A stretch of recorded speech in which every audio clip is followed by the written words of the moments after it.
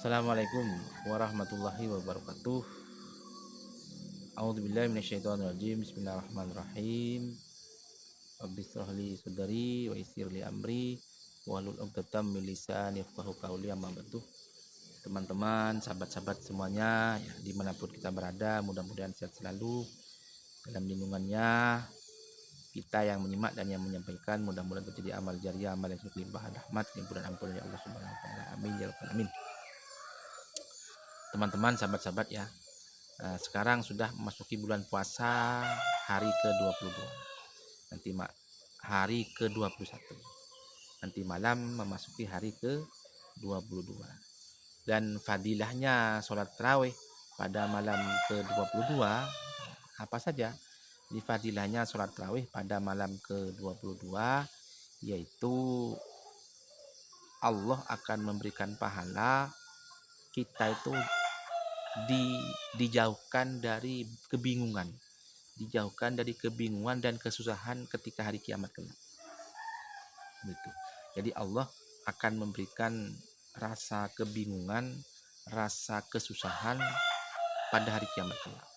Jadi pada hari kiamat itu nanti kelak sahabat tidak ada yang mudah dan bingung, semuanya itu bingung, susah. Kenapa? Karena memang kondisi alamnya rusak, keluarga sudah tidak ada dan tidak punya siapa-siapa. Orang yang dari barat berlarian ke timur cari perlindungan, orang yang ke timur ke barat cari perlindungan, yang dari utara pun juga begitu. Semuanya muter-muter di tempat cari keselamatan dan kebingungan. Keluarganya pun tidak tahu kemana dan tidak ada yang memberikan petunjuk. Sudah tidak ada kiai, tidak ada ustadz, tidak ada orang yang pintar, orang yang semuanya gak ada yang bisa ngapa-ngapain. Sama-sama bingung, ya, sama-sama susah.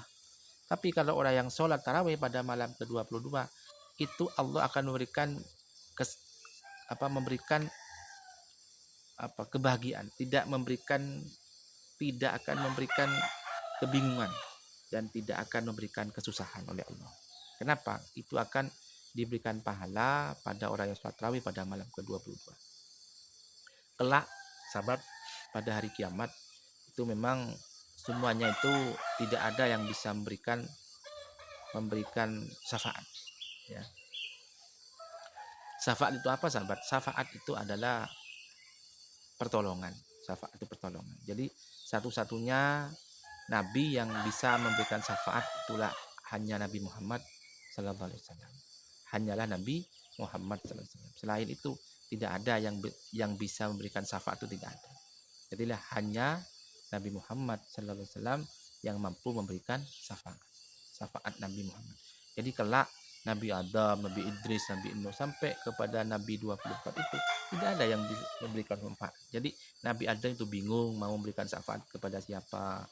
Nabi Idris, Nabi Nuh, akhirnya semua nabi itu menghadap Nabi Muhammad untuk memintakan syafaat kepada Nabi. Akhirnya Nabi itu mengangkat tangan dua, diawali dengan sholat dan memintalah kepada Allah, berdoa kepada Allah supaya memberikan syafaat sesuai apa yang dikehendaki oleh para nabi dan para orang-orang soleh.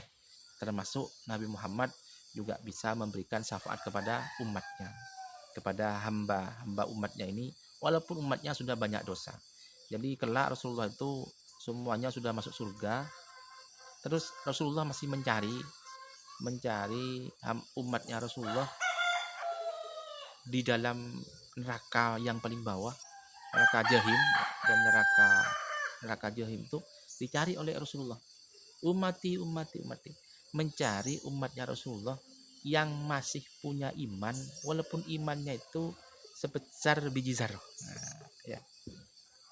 Jadi Nabi Muhammad itu mencari umat, mencari hamba umatnya Nabi Muhammad di dalam perut neraka, yang lain sudah masuk surga semua, dicari oleh Rasulullah asli tempat yang paling bawahnya neraka.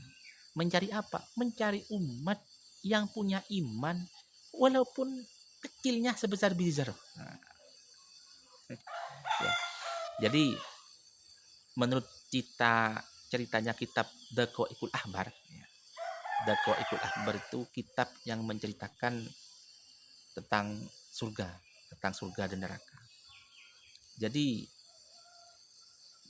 semua umat Islam ini, semua orang yang punya iman kepada Allah, yang percaya kepada Allah, asyhadu alla ilaha illallah, asyhadu anna Muhammadar Rasulullah, yang percaya kepada Allah, yang percaya kepada Nabi Muhammad, utusan Allah, walaupun iman saja ya, tak pernah melakukan sholat, zakat, puasa, itu pasti masuk surga. Cuma alumninya alumni neraka, kan begitu. Cuma alumninya alumni neraka, bukan langsung ke surga. Semuanya ya, mudah-mudahan kita tidak jadi alumni neraka. Jadi bukan kita masuk surga tapi alumni neraka. Mudah-mudahan kita langsung ke surga. Mengerikan sahabatnya kalau kita masuk neraka dulu, alumni neraka itu mengerikan. Kenapa? Karena satu hari di alam akhirat, itu bagaikan 1000 tahun hidup di dunia ya. Jadi hidupnya tuh bagaikan 1000 tahun. Satu hari di akhirat itu bagaikan 1000 tahun hidup di dunia. Jadi sudah tidak bisa kita membayangkan seperti apa sudah ya. Karena mengerikan sudah sahabat. Jadi kalau saya ingat mati, ingat kematian, ingat akhirat, saya menangis memang. Ini sangat mengerikan. Kita itu hidupnya hanya 60 tahun, 70 tahun, kadang umur 40, umur 50 sudah mati. Apalagi yang sudah penyakit sakit-sakitan. Ya Allah, mudah-mudahan kita sahabat dijauhkan dari penyakit zahiran wa batinan, termasuk penyakit-penyakit yang kronis, penyakit yang memang sangat mengkhawatirkan, kanker dan lain sebagainya. Tapi sahabat, saya yakin semua penyakit-penyakit yang galak itu, ganas itu tidak akan hinggap kepada orang-orang yang ahli ibadah kepada Allah, orang-orang yang ahli sedekah. Saya yakin tidak akan hinggap itu.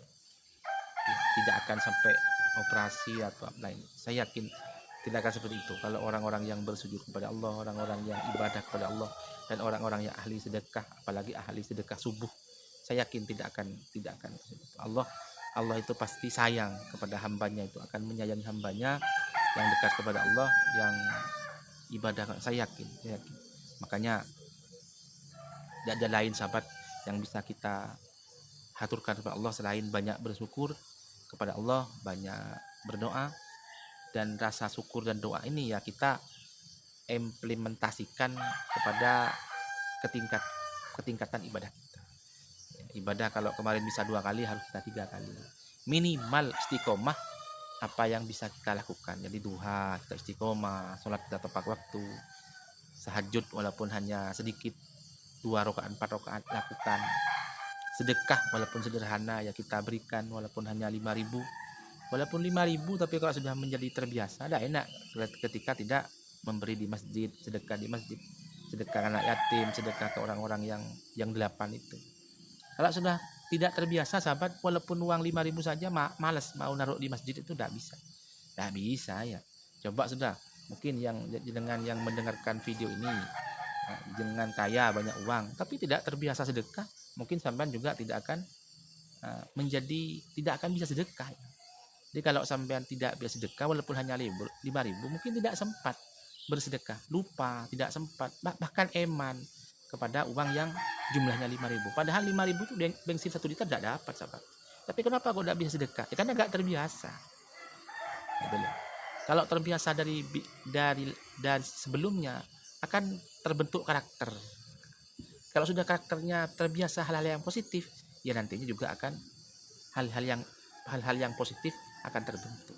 Begitu sahabat ya. Mari sama-sama belajar, berjuang dan bertakwa. Dan video ini, mohon maaf sekali lagi, bukan sebagai ajang menggurui, kami hanya sampah, tidak bisa berbuat apa-apa. Cuma inilah video hanya ajang silaturahim supaya kita saling kenal, saling tahu ya, saling berbagi. Dengan itu mungkin bisa kita akan tercipta ajang silaturahim. Dengan adanya silaturahim, mudah-mudahan kita diberikan sehat oleh Allah, lancar rezeki, jauhkan dari penyakit, dosa kebatilan, tentunya dapat ridho dari Allah SWT. Amin ya Rabbi. Mungkin sahabat ya yang bisa kami sampaikan, kurang lebihnya kami mohon. Kami Assalamualaikum warahmatullahi wabarakatuh.